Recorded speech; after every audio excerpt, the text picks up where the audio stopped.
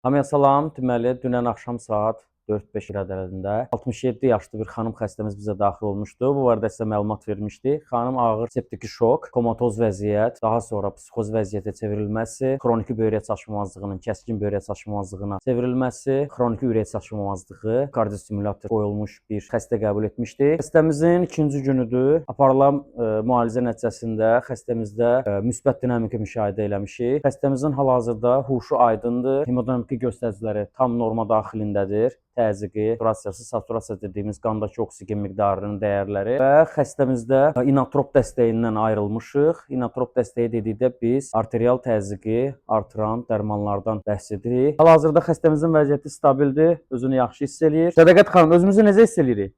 Allah kömək olsun. Bütün personala çox sağ ol deyirəm. Əziyyət çəkdilər məni həyata qaytarmaqdan. Çox sağ olsun. Siz də sağ olun, Sədaqət xanım. Xəstəmiz daxil olarkən kreatinin dəyərləri 4.57 idi, amma bugünkü laborator göstəricilərimizdə 2.5-ə qədər enilib. Növbəti günlərdə Sədaqət xanımla bağlı müsbət rəylərimizi sizinlə inşallah bölüşəcəyik. Hamıya təşəkkürlər.